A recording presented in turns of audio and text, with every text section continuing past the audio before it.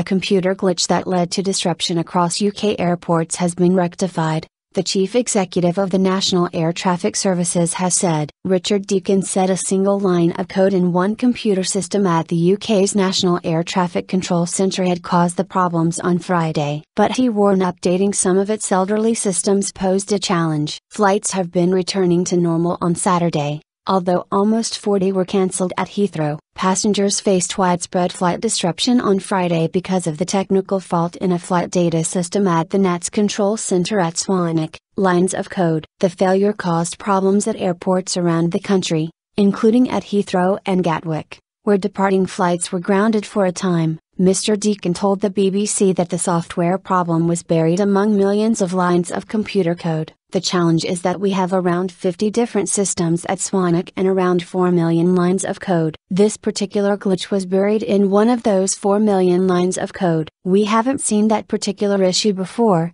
he added. He said NATS was spending an extra £575 million over the next 5 years to bring its systems up to date, but warned making improvements was a challenge as they had to be made while the engine was still running. Transport Secretary Patrick McClellan is due to be questioned by MPs on Monday about the chaos caused. On Friday, he said the situation was unacceptable and asked for a full explanation from NATS about what had gone wrong and what it would do to prevent such an incident happening again. The BBC's political correspondent Robin Brandt says Mr. McClellan can expect to have a preliminary report from NATS on his desk by Monday. Labour has called for ministers to get a grip, and the Labour chairwoman of the Transport Select Committee, Louise Ellman, said it was vital that we establish what happened. She said her committee, which will question Mr. McClellan on Monday, would also call NATS and the Civil Aviation Authority to give evidence. Safety not compromised. In a statement,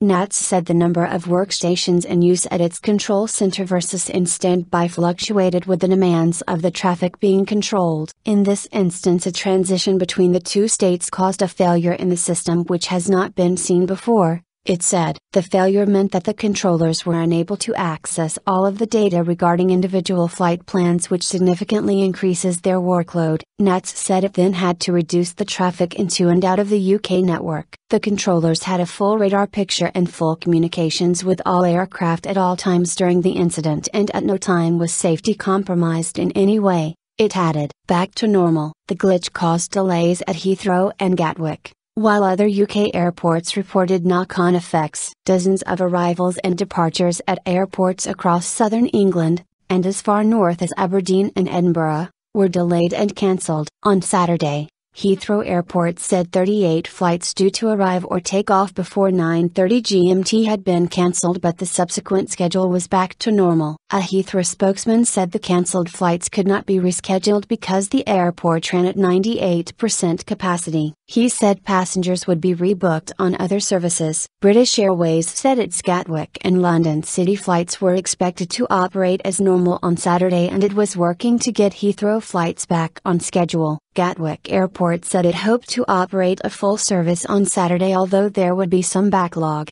while Stansted said all its flights were running on schedule. Swanwick controls the 200,000 square miles of airspace above England and Wales, cost £623 million to build, and employs about 1,300 controllers. But the facility, which handles more than 5,000 flights every 24 hours, has had a troubled history. It opened in 2002, 6 years after its planned commissioning date, a delay which NATS said was due to problems with the software used to power its systems. Almost a year after it opened, a senior air traffic controller raised concerns with the BBC about health and safety standards and complications with radio communications, which he said cut out erratically. Technical problems and computer faults hit flights in 2008 and again last summer. And, in December 2013, problems with the internal telephone system then caused further delays. Friday's problems came a year after a telephone failure at the Hampshire control room caused huge disruption,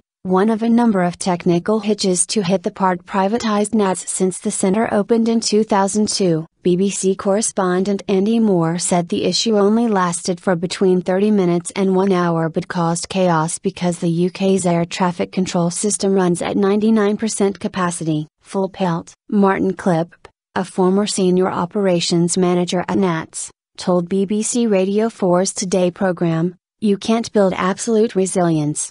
In terms of the technology that backs up the system runs pretty much at full pelt. That means as soon as the slightest thing goes wrong, the ripples go out enormously." However, Mr. Clipp said NATS was being required by the Civil Aviation Authority to cut costs, which had led to redundancies this year. "There is no risk in safety, but there is a risk in service continuity," he said. "You get what you pay for.